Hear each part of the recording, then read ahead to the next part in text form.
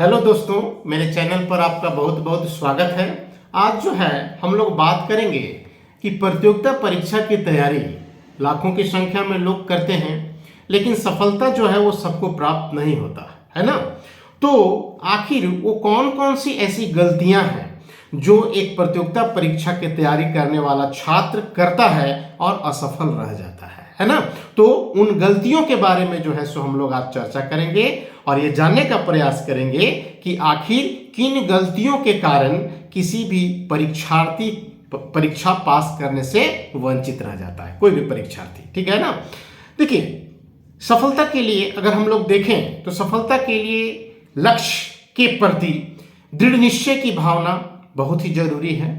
तो दृढ़ निश्चय का अभाव बहुत सारे परीक्षार्थियों में देखने को मिलता है। आत्मविश्वास की कमी भी देखने को मिलती है, धैर्य की कमी भी देखने को मिलती है और मेहनत में भी कमी देखने को मिलती है ना। हर परीक्षार्थी यही चाहता है कि उसके जीवन में एक चमत्कार होगा और वो सरकारी नौकरी प्राप्त कर लेगा, जो एक भ्रम से ज्यादा कुछ भी नहीं है ना। देखिए, अब उन गलतियों की अगर हम लोग बात करें तो हम लोग पाते हैं कि सबसे पहली गलती की अगर हम लोग बात करें जो एक प्रतियोगिता परीक्षा की तैयारी करने वाला विद्यार्थी करता है, तो पहली गलती में हम लोग देखते हैं कि हर परीक्षार्थी को यह कहा जाता है कि प्रतियोगिता परीक्षा की तैयारी अगर आप कर रहे हैं, चाहे आप यूपीएससी की तैयारी कर रहे हो या एसएससी की तैयारी कर रहे हो, है ना, या स्टेट पीसीएस की तैयारी कर रहे हो, कोई भी एग्जाम की अगर आप तैयारी कर रहे हैं तो उनको यही सलाह दिया जाता है कि वो 6 क्लास से लेकर 12th क्लास तक के एनसीईआरटी की किताबों को बारीकी से पढ़ें, है ना। तो हम लोग पाते हैं क्या कि अधिकांश विद्यार्थी जो हैं वो एनसीईआरटी की किताबों को बारीकी से नहीं पढ़ते। वो यही सोचते हैं कि अरे यार, ये 7th क्लास की किताब को पढ़ करके क्या होगा, इतना तो हम जानते ही हैं। 8th क्लास की किताब को पढ़ करके क्या होगा, है ना। उसको बहुत हल्के में लेते हैं, है ना। लेकिन वो ये भूल जाते हैं कि किसी भी एग्जाम का जो क्वेश्चंस होता है उसका आधार एनसीईआरटी की पुस्तकें ही होती हैं, है ना। तो सबसे पहली गलती जो एक परीक्षार्थी करता है वो यही है कि एनसीईआरटी की किताबों को गंभीरता से नहीं लेता, उसको बारीकी से जो है सो नहीं पढ़ता है, ठीक है ना। दूसरा, ये तो पहली गलती थी, है ना। अब दूसरी गलती वो क्या करता है, तो दूसरी गलती ये करता है कि वो जरूरत से ज्यादा किताबों के चक्कर में जो है सो फंस जाता है ना। मतलब किसी एक सेक्शन का एक से अधिक राइटर के किताबों को वो पढ़ना चालू कर देता है और अपना समय जो है वो बर्बाद कर देता है ना। उससे आउटपुट जो है उसको कुछ भी नहीं मिलता। जैसे मान लीजिए कि उसको भारतीय राज्य व्यवस्था पढ़ना है, तो भारतीय राज्य व्यवस्था के लिए एम लक्ष्मीकांत की किताब को भी पढ़ रहा है, डीडी बसु को भी पढ़ रहा है ना। इस प्रकार से कई किताबों को वो जो है सो खरीद लेता है राज्य व्यवस्था से संबंधित, है ना, और 4 से 5 किताबों को वो पढ़ना चालू कर देता है जो कि यूजलेस है ना।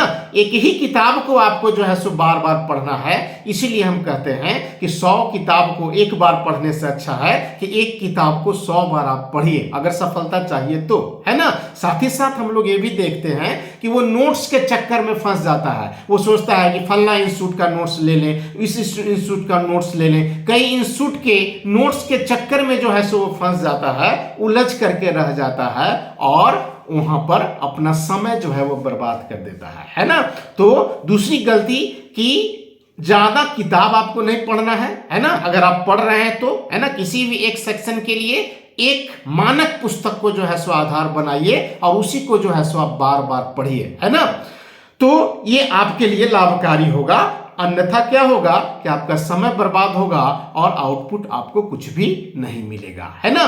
तो एक ही आप मानक पुस्तक बनाइए, अपना बेस बुक बनाइए, ठीक है ना।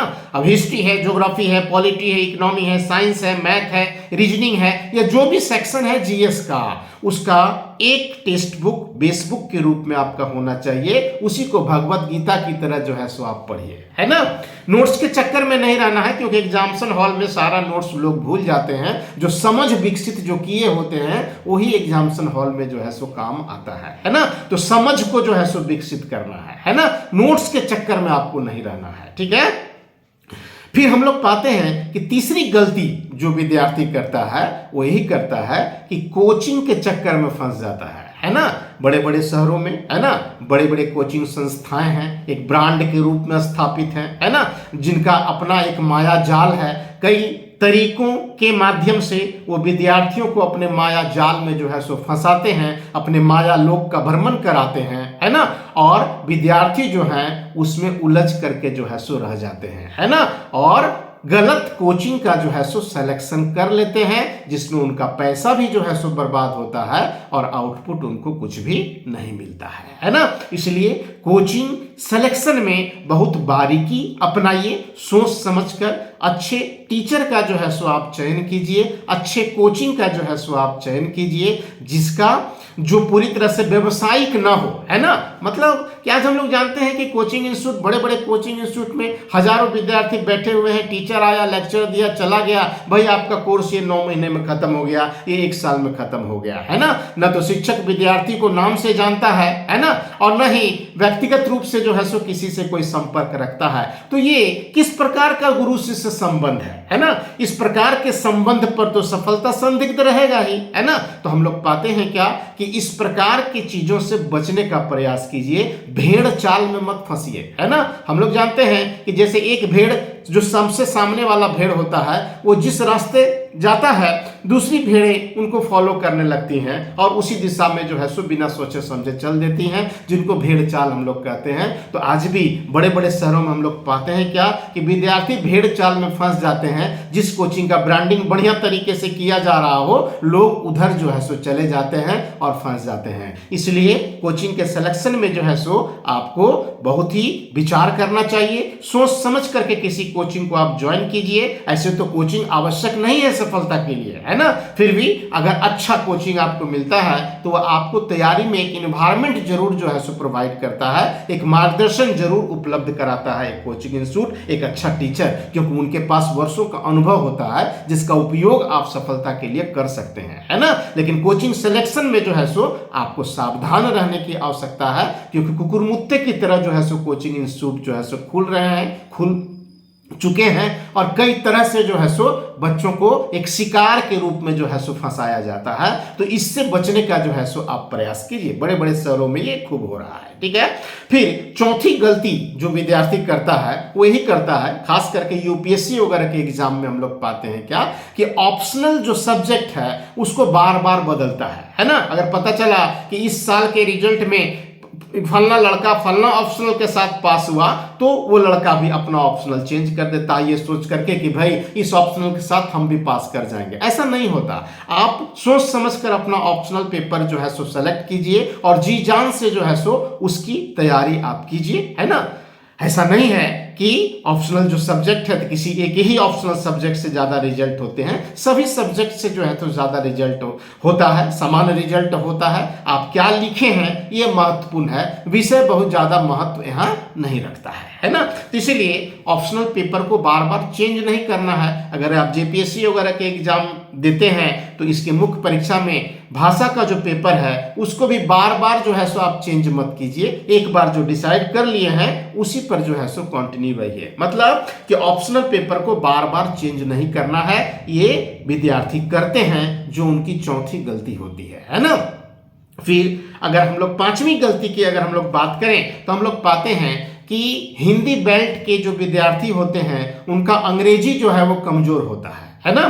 क्योंकि हम लोग पाते हैं कि सारे बच्चे, है ना, वो अंग्रेजी माध्यम के तो होते नहीं हैं। अधिकांश प्रतियोगिता परीक्षा की तैयारी करने वाले विद्यार्थी सरकारी स्कूलों में पढ़कर गए हुए होते हैं, उनकी अंग्रेजी काफ़ी कमज़ोर होती है। दिल्ली या इस जैसे शहरों में जहां खास करके यूपीएससी की तैयारी करने के लिए लोग जो है सो जाते हैं, तो वहां पर वो पाते हैं क्या कि यूपीएससी का मुख्य परीक्षा का जो इंग्लिश लिटरेचर का जो पेपर है ना, इंग्लिश भाषा का जो पेपर है उसको क्वालिफाई नहीं कर पाते हैं विद्यार्थी, है ना। क्योंकि उनका इंग्लिश कमजोर है और इंग्लिश पेपर को पास करना एक चैलेंज हो जाता है उन लोगों के लिए, है ना। दूसरा, इंग्लिश कमजोर रहने के कारण बहुत सारे ऐसी पाठ्य पुस्तक या बहुत सारे ऐसे कोचिंग इंस्टीट्यूट जो इंग्लिश मीडियम में जो है सो पढ़ाते हैं उनके नोट्स से भी जो है सो वंचित रह जाते हैं और यह भी उनकी असफलता का एक कारण बनता है ना।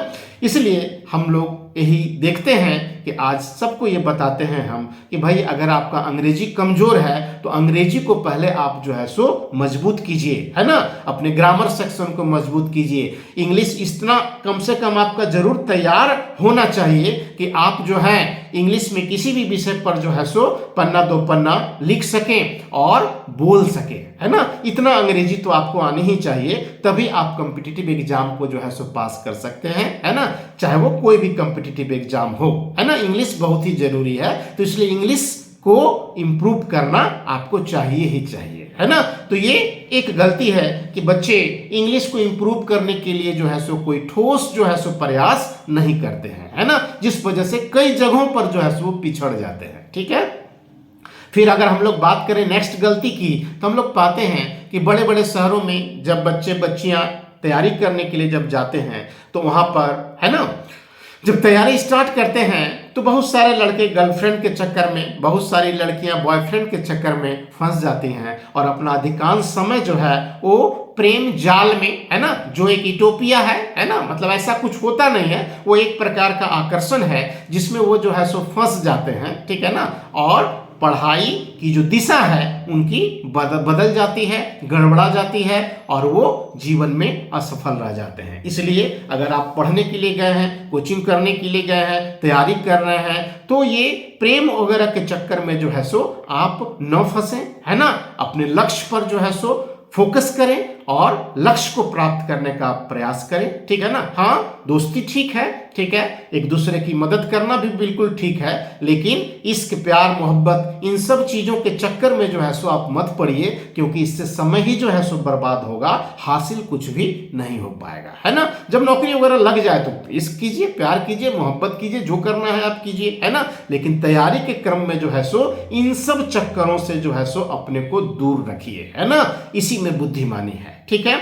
फिर अगली गलती की अगर हम लोग बात करें तो पाते हैं क्या कि अधिकांश जो विद्यार्थी होते हैं, तो अधिकांश विद्यार्थी आज के समय में सबके पास स्मार्टफोन है ना, तो अपना अधिकांश समय जो है वो फोन पर जो है सो व्यतीत करते हैं, चाहे वो फेसबुक हो, यूट्यूब हो या व्हाट्सएप हो। इस प्रकार का बहुत सारा सोशल मीडिया साइट्स है जिस पर वो अपना अधिकांश समय जो है सो गुजारते हैं और पढ़ाई से जो है सो दूर होते चले जाते हैं। अननेसेसरी यूट्यूब पर वो वीडियो देखेंगे, अरे यूट्यूब पर वीडियो तो बनाया ही जाता है मिर्च मसाला लगाने के लिए, लगा करके, है ना, ताकि ज्यादा से ज्यादा व्यू जो है सो आ सके, आप उसको सच मान लेते हैं, है ना।